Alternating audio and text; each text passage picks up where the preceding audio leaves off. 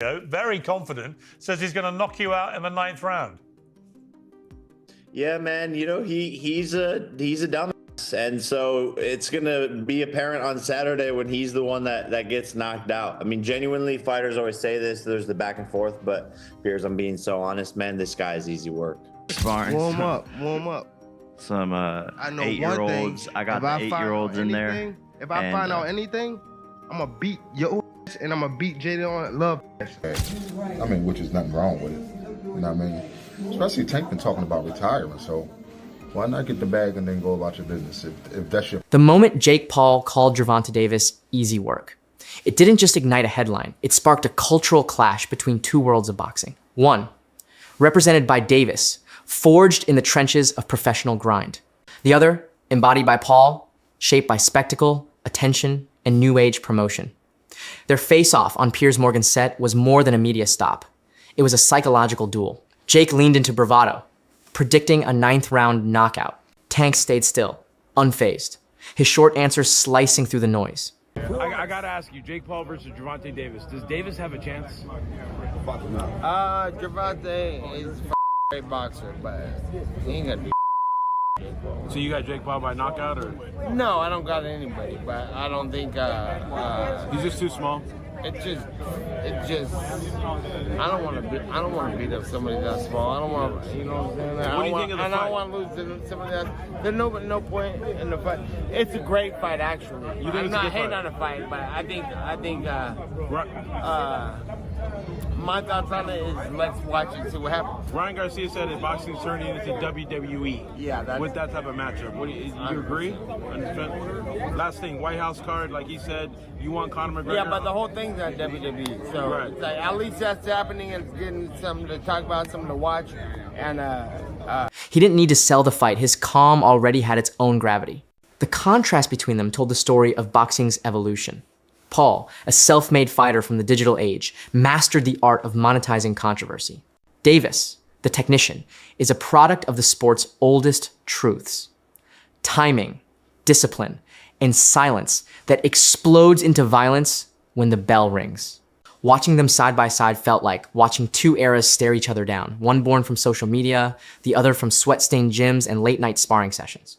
Sharper, just my focus gotta be blazing that night. It's just me and him in that ring. All in all, be better. I saw 8 to 10 rounds is what you thinking, and I also saw, I think I saw 6 rounds. Is what you thinking? I could be wrong. 7 or 8. 7, yeah, it's right around there. Yeah, how you pick that number? Like, how do you pick what round it's gonna be? First, his skills, the moment. Yeah. I don't know how durable he is. Mm-hmm. I don't know. I just don't know just yet. But I know if I could get him where I want him. Yeah. That's how long it's gonna take. Yeah. To be a good beating. Do you understand the magnitude of this fight? Do you understand how important this fight is to the boxing game, to the sport? I think I do, but I don't think that he knows. I've been in big fights, but it wasn't nothing like that. Behind the spectacle, tension rippled through the sport. Analysts dissected Jake's confidence and Tank's quiet intensity. For some, Paul represented opportunity proof that boxing could reinvent itself for modern audiences. For others, it felt like sacrilege, a sideshow in a sport that once demanded sacrifice for greatness. Emiliano Vargas argued that Jake's biggest accomplishment wasn't in the ring, but in understanding attention as currency. Says he's going to knock you out in the 9th round. Yeah, man. You know, he's a dumbass, and so it's gonna be apparent on Saturday when he's the one that gets knocked out. I mean, genuinely, fighters always say this. There's the back and forth, but Piers, I'm being so honest, man. This guy's easy. Paul legitimately cooked Gervonta Davis in that press conference, and I really don't know how to feel about that. And to be honest with you, I still don't understand how boxing even allowed this to be made. Like, I don't. Like, dog, this is not an overstatement. Like, literally one of the core pillars holding up boxing is like this literal like fake superiority complex that they have over literally every other combat sport, despite literally being the least effective main combat sport there is. Brother, kickboxing, Muay Thai, Brazilian Jiu-Jitsu, wrestling, brother, I put judo over I put boxing. In terms of practicality of combat, oh yeah, 100%. Brother, if Jake Paul makes it competitive against Gervonta Davis, I'm looking at this like, brother. Oh, well, weight difference, brother. Gervonta Davis has been training his entire life. I'm sorry, bro. It's bad enough that the fact that if this was under any other combat sport, this would literally be like one of the most one-sided matchups of all time. And it wouldn't be in favor of Davis. No, dog, if you did this under an MMA rule set, oh my gosh, bro, Paul cooks Gervonta. It's not close at all. Like, round one finish level. Like, understand this, Gervonta Davis versus Jake Paul is taking place in literally the only combat sport where Davis should win. I'm still shocked that they allowed it to be made. Because, like, there's no upside. If Jake Paul beats Gervonta Davis, now we're kind of looking like, wait a minute. What? Like, brother, don't forget. I still think it's a horrible look that Tyson Fury couldn't finish Francis Ngannou. That is so bad. Well, Francis Ngannou's a great boxer. Francis Ngannou, no joke, is one of the worst boxers to ever be in the UFC. He just has absurd power. No, look at the technique of Francis Ngannou. It's not that good. It's carried by power. Like, going into it, like, I'm hyped, but it's also, I'm looking at this like, bro, Gervonta has to finish, bro. He built his empire not on amateur pedigree, but on visibility, proving that influence could unlock doors tradition never could. Yet, as Vargas reminded, fame fades fast, legacy lasts forever. At the core, Gervonta Davis remains the traditionalist. Every punch he throws is backed by a decade of precision and purpose. His critics call him selective, his supporters call him strategic. Coach Reg insists Davis earned the right to choose his battles. After years of grueling fights and personal turbulence, the notion of cashing in on a mega payday doesn't make him a sellout, it makes him human. Non-basketball terms, just such a funny internet game. But explain this to me like a third grader. What is an exhibition fight? I don't even know, bro. I'm gonna be real with you. All I know is that Jake is making, God damn. But when they say look, God bless Jake, bro, because this is what he figured out. He figured out this. He figured out boxing is all about attention. 100%. And he went from Disney to, you know, getting paid. What I told you, world champions that have dedicated their whole life to this sport, they will never get paid. Not even a percentage of what he's making. Yeah. But because attention brings dollars. It doesn't matter if it's a podcast, if it's a movie premiere, if it's boxing. If there's no attention on it, you're not going to make no money from it. This is like the WNBA conference. That's why they don't make the money, because they don't have the attention. No, for sure. I was at the WNBA yesterday, and that shit was lit, bro. It was lit? I was chopping it up with Floyd was there. It was good? Like, people, they won by like, I think 1 or 2 points. But I was standing up and I was jumping, you know, it's the finals though. Yeah. It's the finals. So, all that aside, I just feel like Gervonta could crack though, bro. Oh, of course. Gervonta could crack. I mean, so this is what I want. He's sparred light heavyweights and heavyweights before. Like, this ain't nothing new. Even taller guys. For sure. Yeah, so what I really want to ask you in regards to that fight is, like, obviously someone like Gervonta is not, in his mind, he's not going to go out there and look stupid, no matter how it goes. Right. No, he's not. But that's what when I see it's an exhibition fight, I'm like, what does that mean? And you can still get knocked out. You know, I feel like that means there's not going to be no winner. No effect on the record. Yeah, that's exactly what it means. But you could get knocked out. So you don't think, because, like, you know, the beef now is like, this shit's the WWE. That's what people say about boxing. I mean, like, you're completely right about Jake and what he's done. It's insane. Yeah. But he'll get the WWE. Oh, this is just like, what is this? Do you see it that way? God bless him, bro. God bless. Hey, call my fights WWE fights, whatever you want to call it. If I'm getting paid $80, $100 million, I mean, come on, bro. And look, the thing is, every single person that is commenting that, if they brought $100 million check in front of you. Boxing, after all, has always been a game of survival, both physical and financial. Still, the matchup feels strange to purists. Jake Paul's frame dwarfs Tank's. The size difference alone bends the boundaries of reason, yet the public can't look away. Some fans see it as a circus, others as an evolution.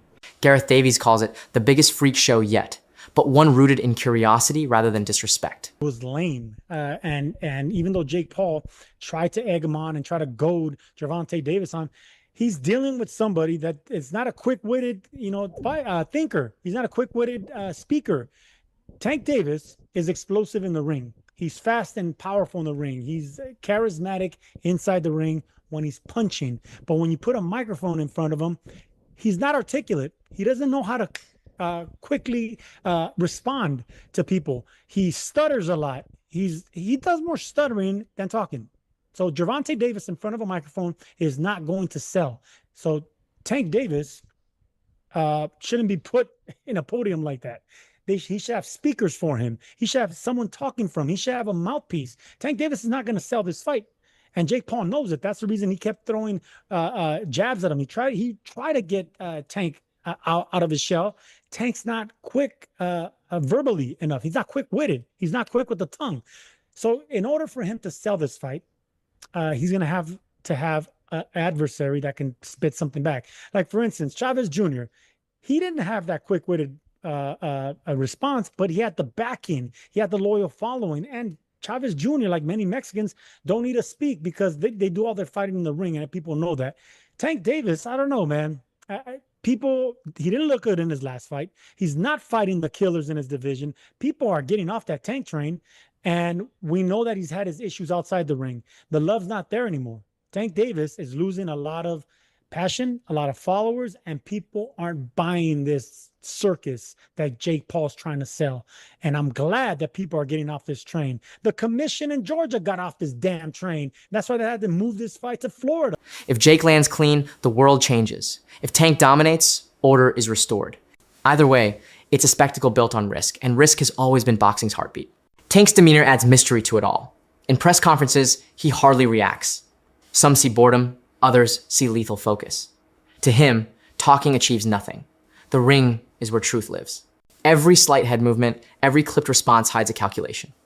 Jake may win the press room, but Tank plans to own the ring. You know what I mean?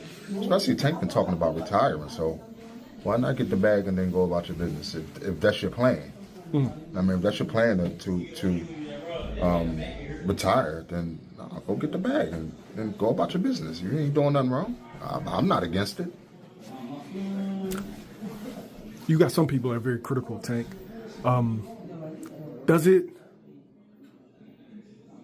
make sense depending on what you're in boxing for? Because you got some people that want to fight the best. You got some people that want the accolades, the belts, the undisputeds. And you got some people that just came in this game like, look, I'm trying to get my family out of poverty and give us generational wealth. Does it all depend on what you decided to box for? Well, Tank accomplished a lot at a young age. You know what I mean? He accomplished a lot at a young age. So I wouldn't be mad if he took the bag and went about his business and never fought again. You know what I mean? Plus, look at some of the things that he's going through. You know what I'm saying? So, a lot of that can affect you as well. You know what I'm saying? Like when you're trying to be in this game. So I think, get the bag and go. That's your plan. Get the bag and go. For me, of course, I wanted to see him fight Shakur. I wanted to see him fight Devin. Yeah, why are you doing that? How do you sort of see this scenario now for him? Yeah, I don't really know how to feel about it, what to really say about it. I've only been asked this when it's presented to me. That's when I think about it, and I can't really come up with a good answer for it. In a lot of ways, it doesn't make sense to me. Of course, we know the size differential, and the list goes on from there. I don't know, man. I think we're entering a generation now, or a phase now where fighters, I don't know if it's fighters, I don't know if he doesn't care about the legacy, or if he feels like this fight doesn't matter, I'll get back to the legacy. I just don't know. This is truly it's not a legacy fight, but of course it is a generation. Sean Porter approaches it differently. He sees this fight as the mirror reflecting what boxing has become. It's not about belts, rankings, or even legacy. It's about commerce. Fighters today balance passion with pragmatism. Porter doesn't blame them. In a sport with no guarantees, why not take the fight that changes your life? But he wonders what message it sends to the next generation. Will they chase greatness or views? For longtime observers, the collision is both thrilling and unsettling. The sport that once crowned champions through blood and sweat now lives under the flash of trending hashtags. Marry up all this. Well, there's an end game and a bookend to what Jake Paul's doing, and I think he's getting very close to the bone with this one because it doesn't really work. It's the biggest freak show so far. Like you say, Gervonta is not in everybody's list, but he's there or thereabouts in the pound for pound list. I mean, since the Lamont Roach fight, people have been down on him a little bit more. You know, a lot of people feel he might have lost that fight, you know. Obviously, his troubles and travails away from the ring have meant that, you know, people are starting to question at 33 now, is he? No, I don't even think he's that. 31, I think it's 31 max, 31. Yeah. But they're beginning to question his validity. But yeah. Go on. 31, yeah? 30, okay. Yeah. They're beginning to question, or I think we all are, but people are in general beginning to, pundits and some fans are beginning to question his validity in that top 10 pound for pound list. I think he belongs there myself, or just outside it. Certainly in the top 15, no question. Maybe top 13. I think I've got him. I think I had him at 11 or 12, but might have done a list on Saturday night. And obviously we want to see him in the ring with Shakur Stevenson. It's the big fight. So, or even in Naoya Inoue at some point, which is a fantasy matchup that I remember dreaming about around the same time I was dreaming about Terence Crawford and Saul Canelo Alvarez a couple of years ago. If you're sitting on that toilet and that stool ain't brown or green, if it's red, go to the doctor. Yeah, for sure. But again, Tank Davis and Jake Paul, they fight in November. I personally have Tank. You know what I'm saying? I just don't, because Tank is a little different. He ain't like them other niggas who took a fall. Tank ain't finna take no fall, bro. That's what I think too. I think like, bro got a reputation to maintain. He ain't about to just, you know what I'm saying, sign a deal just for some money. Just for some bread. I ain't like, it's about the money though, for sure. For sure. But I'm not about to. But what they get, like 20, he got like 20 million? But yeah, 20, I ain't gonna lie, Tank probably get 20, 30, 40. I don't know. Tank need to get more than that because it's bringing Jake Paul more money than, you know what I'm saying? Than anything, but you know, Jake Paul putting up the purse, he putting up everything. Oh, okay. He paying for promotions, he paying for everything. So he getting whatever he get. You know what I'm saying? So hey, I think it's a 60-40 cut or something like that. I ain't mad at that. So it's like you getting 40% and you all got to do is show up and fight. No, facts. That's all you got to do is show up. Facts. And then 9 times out of 10, you know what I'm saying, it's gonna be a draw. No. Tank gonna knock his. Well, you think so? Let me not speak too fast, but I know Tank. I pray, and I think I know that Tank is gonna beat him. Yet through the chaos, one truth persists. Fighters still bleed, still risk, still dream. When the cameras cut and the crowd noise fades, Davis will return to his quiet rhythm, sharpening his counters, planning his precision. Paul will train under the weight of disbelief, seeking to prove that ambition can outwork legacy. Between them stands the question that defines modern boxing. What matters more, heritage or evolution?